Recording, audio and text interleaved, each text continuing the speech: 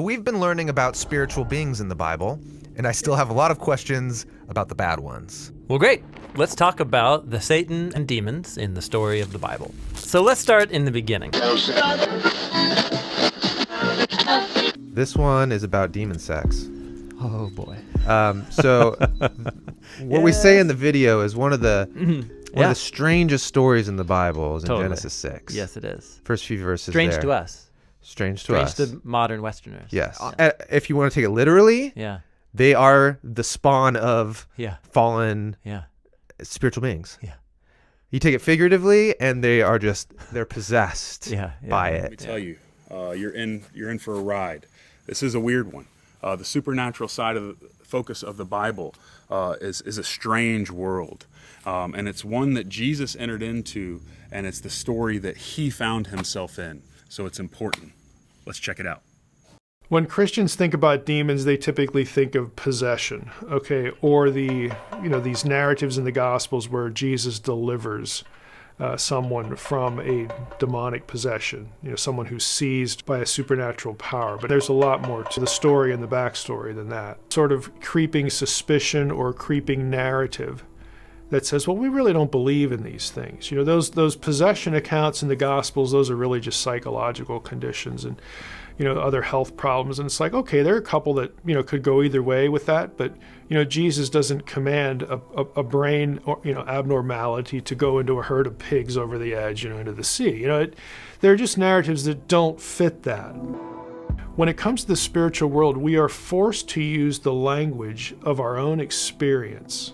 Things we can process, distance, time, space. And the biblical writers are doing it because, guess what? They're using words that they know and their audience knows.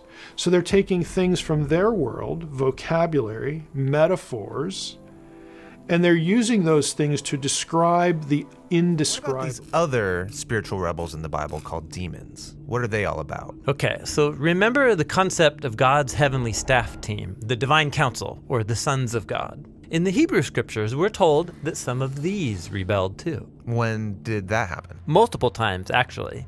After the snake comes the rebellion of the sons of God in Genesis 6. We're told that they have sex with women who then give birth to violent warrior giants. There are some terms that we should sort of camp on just a little bit. One of those is Elohim.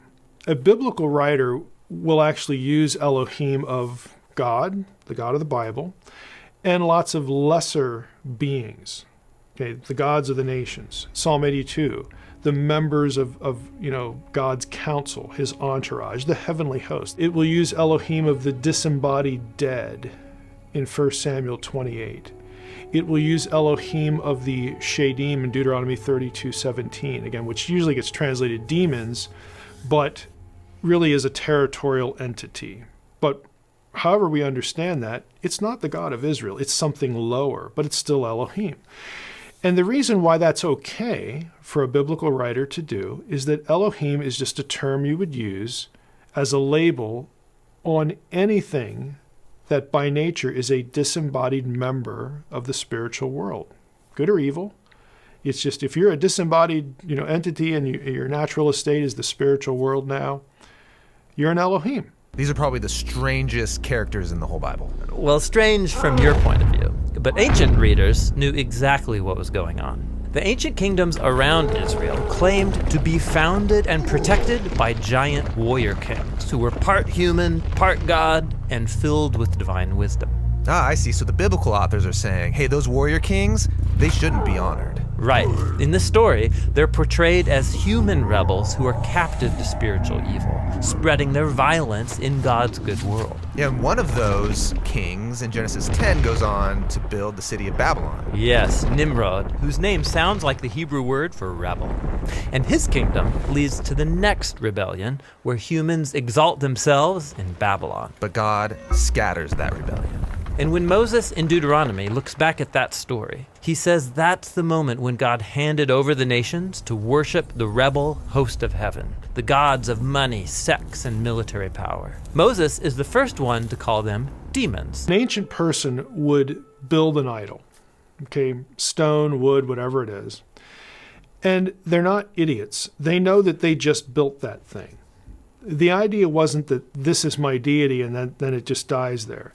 The idea is that I will build this object as a home for a spiritual entity. They would do ceremonies on the idol, like the opening of the mouth. Because opening of the mouth, that means it's alive because it takes in breath and all that kind of stuff, just like someone who's breathing is alive. Well, they would transfer that thinking to this object. They would perform some ritual with the idea that when we open the mouth, the entity, the spirit entity, will come and inhabit the object or attach itself to the object. That's why in ancient texts, when idols were destroyed, people aren't thinking, oh, my God's dead now. No, they're thinking, man, when I get home, I got to build another one. And then apologize for letting that happen to the first house, and then do the ritual again, and then the deity will come back and reside with me, or in this temple, or whatever it is. So there's a connection, there's a direct connection between idols and Elohim, gods, in the ancient world. They're not, separable things in that one is real and the other isn't. The whole reason you created an idol was to get this real entity to attach itself to it and be with you so that you can barter with it. This is the essence of polytheism. You placate the gods. You believe that you need them on your side to live a good life. Go to Deuteronomy 32:17. The Israelites are accused of not worshiping God, capital G-O-D, but instead worshiping Shadim. And then the next line says, Elohim, that they had not known. So the Shadim are called Elohim in that verse. Now, in the Septuagint, Shadim gets translated as demons, daimonion. Paul quotes that verse, Deuteronomy 32:17 and 1 Corinthians 10:21 and 22, when he warns the Corinthians about not eating meat that had been sacrificed to demons. Now, here's the question. For all of you who want to say, oh, it's just idols, they're just objects of stone or whatever, and they don't have real entities behind them, why would Paul care then? Are you saying that Paul didn't believe that demons were real? I'm sorry, but Paul did.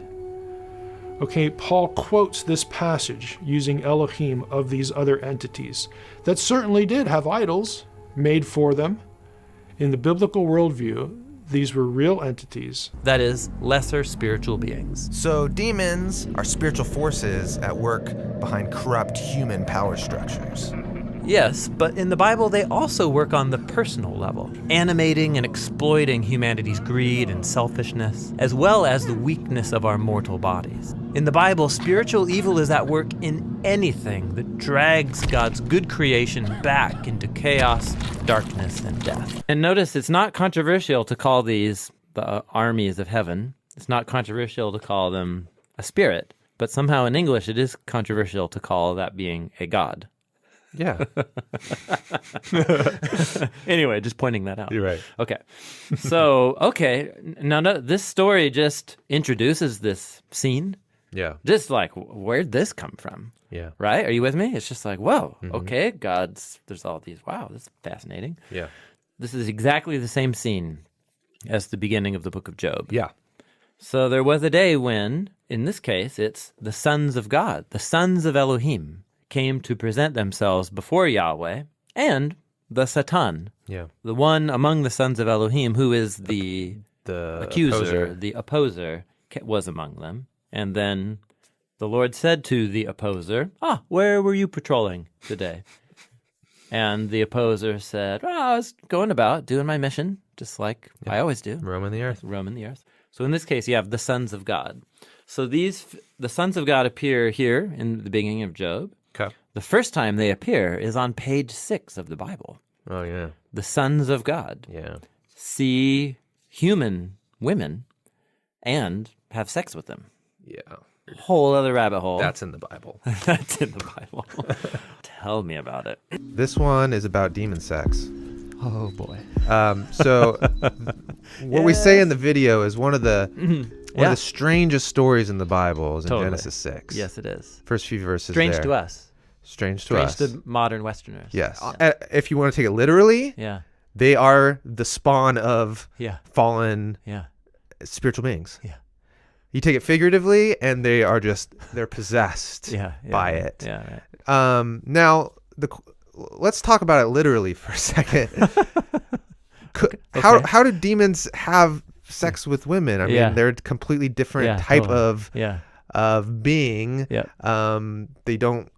Do they have sexual organs? The whole thing. Yeah. So how does that work? How does that work? Yeah, that's right. Okay. Well, let's step back. The biblical storyline, the biblical view of the world, assumes that heaven and earth are distinct spheres, but that are meant to overlap and occasionally do. Yeah.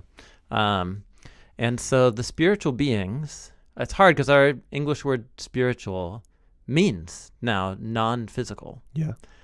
That's not true in the biblical view of the world. Spiritual beings take on physical form at many points of the biblical story. Okay. So let's just talk about the good ones. Right? Yeah. So, like the cherubim in the garden. Cherubim in the garden. Yeah. They were guarding the garden. They weren't just some like hologram there. Yeah, totally. They were actual beasts. They kill you. Right? Yeah, presumably. Yeah. I mean, what if they're guards? If they're like bouncers at the door to Eden, like the Eden whole point bouncers. is that they won't let you in. So think about other good ones. When these three, what are called the three men, visit Abraham in Genesis chapter 18. Yeah. We're told in Genesis 19 that two of them are angels. Yeah. And they sat down, and Abraham made them a meal, and they ate together under a tree. Yeah. There you go.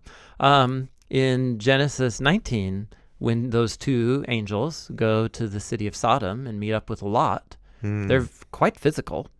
Lot tells them to come in, to his house, and then the men of Sodom come and want to rape the angels. That's another strange story.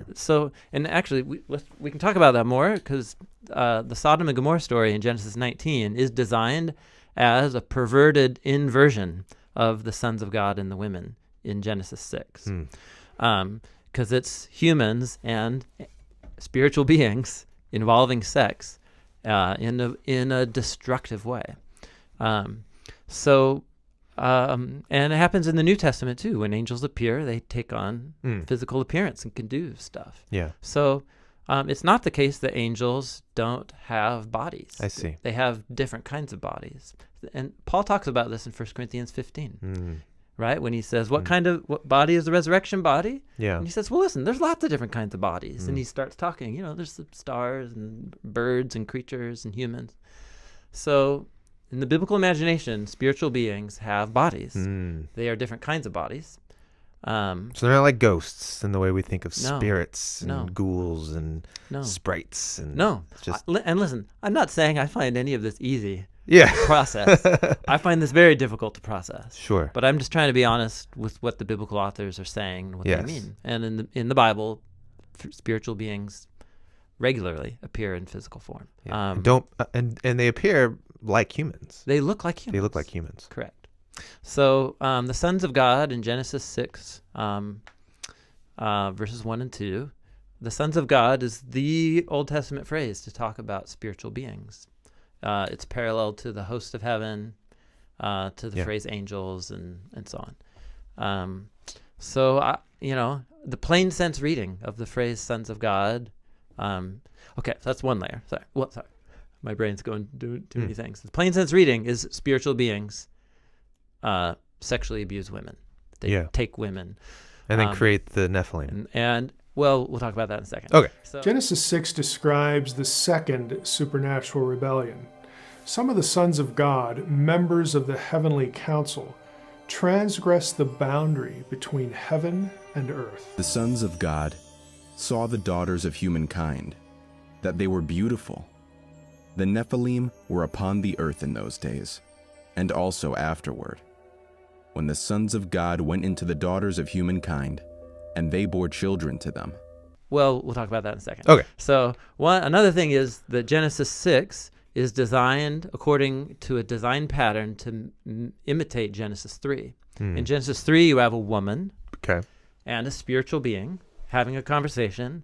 The woman sees that something is good, and she takes it for herself. That's the vocabulary of Genesis 3, verse 6. Yeah. Genesis 6 comes along as an inversion. Now it's not a woman taking as she talks to a spiritual being. It's the spiritual beings see that women are good and they take for themselves. So they're little mirrors of each other. You're supposed to see that these are dual rebellions of sorts. It's intensifying the nature and scope of the combined human and spiritual rebellion. If Genesis 3 is the first wave of spiritual human rebellion, Genesis 6 is the next wave. Those offspring were known as the Nephilim. They were giants. Their descendants became the giant clans Moses and Joshua battled. The Nephilim were upon the earth in those days, and also afterward. In the books of Numbers and Deuteronomy, we learn about the giants Moses and Joshua ran into. They not only descended from the Nephilim, but they are called by other names like Anakim and the Rephaim. That last name stands out. Several Bible passages describe the dead spirits of the Rephaim in the realm of the dead, again, what we would think of as hell. Extra-biblical Jewish writers believe that demons, like those described in the Gospels, were disembodied spirits of the giants. They base this on the Bible's mention of dead Rephaim in the underworld. Jewish books like 1st Enoch and the Book of the Giants from the Dead Sea Scrolls make that point explicitly. If demons come from dead giants, what happened to the giants? Believe it or not, the answer comes from a very familiar story. God told Joshua to destroy entire populations in the land of Canaan. But if you read the conquest account closely, you'll also see places where God told Joshua only drive them out, not kill them. Now this seems inconsistent. However, when you understand the supernatural rationale for what God wanted Joshua to do, things become more clear. So one thing I'm thinking about then is that in the Genesis, in these stories in Genesis 1 through 11, the rebellions are always have a spiritual component. Yeah. And that's just something I don't generally that's right. really dwell Actually, on. think it through. The three ways of rebellion are the garden with the snake and the woman. Yeah. Genesis 6, which is the lead up to the flood story. Yeah. And that's right after you finish the story about Cain and Lamech building this city built on human bloodshed. Yeah. So you get outside the garden, you get another human and spiritual rebellion. Mm-hmm.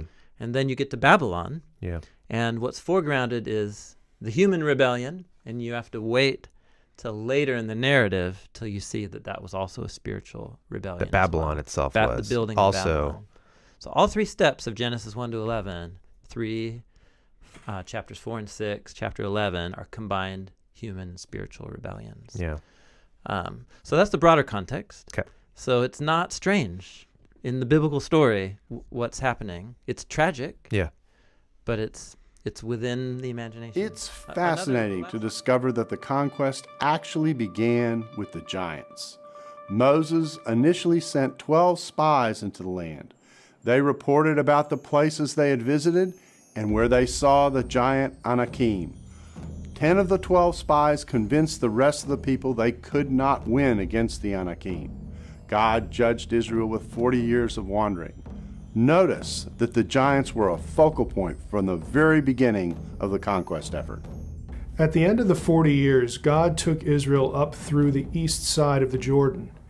He told them not to bother the people of Moab and Ammon, since the giant clans in those lands had already been removed by the people of Esau, relatives of the Israelites. God sent Moses and Joshua to Bashan, the realm of Og, king of the Amorites. Og was a giant, the last of the Rephaim. The prophet Amos described them. I destroyed the Amorite before them, who was as tall as cedars and was as strong as the oaks. The point is that once all the giants from the other side of the Jordan were removed, Joshua could take the people into Canaan. Joshua took the Israelites into the land. It's important to notice that the places that were designated for total destruction correspond to the places where the giants were seen. The giant descendants of the Nephilim were the real targets of the killing. Many people died because the Anakim lived among them, but the descendants of the Nephilim were the lethal threat. The last confirmation is Jesus' brother, Jude, who wrote an epistle, a letter, short letter in the New Testament. And he actually pairs these stories together, the story of the sons of God and Sodom and Gomorrah, interestingly. He does. He does. He sees them as parallel, design patterns with each other. He talks about angels who didn't keep their own domain, but abandoned their proper abode. This is Genesis 6. He keeps in eternal bonds under darkness for judgment day. So, and then he goes on, that's just like Sodom and Gomorrah, where they indulged in gross immorality and went after strange flesh, which is referring to humans wanting to rape angels. Yeah. So he sees Genesis 6 and 19 as perverted inversions of each other. And notice in that story in Sodom, Lot goes outside to talk with these terrible men. And then he says, yeah, don't rape the guys. He says, here, I have 2 wonderful daughters. Have them. Yeah. So you have, once again, I think it's all based on Genesis. Weird. It's terrible. It's terrible. It's terrible. But Bible it's is the not a children's inversion. book. Instead of the daughters of men being the object of the men of Sodom, their desire, it's all inverted. But just like those beautiful women in Genesis 6, Lot wants to give his beautiful daughters. So, I'm not saying this is easy to process, but this is how Jude read the story. This is how every ancient Jewish interpreter from the time period of Jesus interpreted these stories about spiritual beings having sex with women in the Dead Sea Scrolls, and this is normal. So, and I think it's supposed to be uncomfortable, right? It's crazy. Yeah, it's not like, oh, ancient people so primitive. Yeah, and it's crazy. So the Nephilim and so on. There actually is some translation challenges with how you interpret Genesis 6 verse 4, because it actually says the Nephilim were in the land in those days. Yeah. And then what are those days? Those are the days when the sons of God did their thing and gave birth to the warrior giants. And so some people think that the Nephilim are different than the warriors, that they just happen to exist at the same time.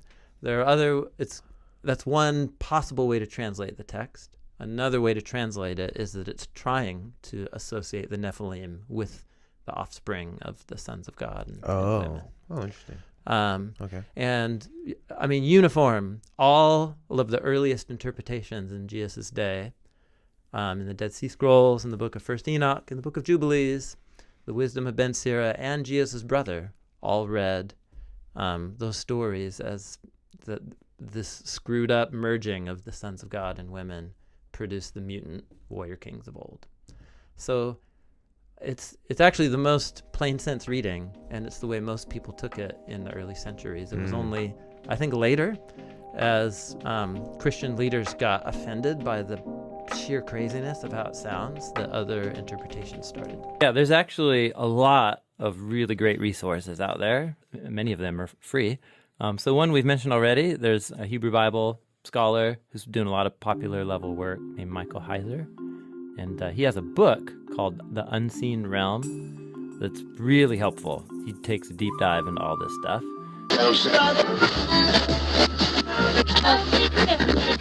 We've been learning about spiritual beings in the Bible, and I still have a lot of questions about the bad ones. Well, great. Let's talk about the Satan and demons in the story of the Bible. So let's start in the beginning. Well, I hope you guys enjoyed that. So I hope this encouraged you. Stay tuned. The beginning is near. We have more episodes on this supernatural series coming to you soon. Subscribe. Help us get this message out to others. I'll never ask for a dime. This ministry has been supplied by God and then some, and this is my way of pouring back out into the kingdom. But the number one way you can help this ministry is to subscribe and share the videos if you find them helpful. Thanks so much for being here, and know that you're loved. Ring them bells, y'all. See ya.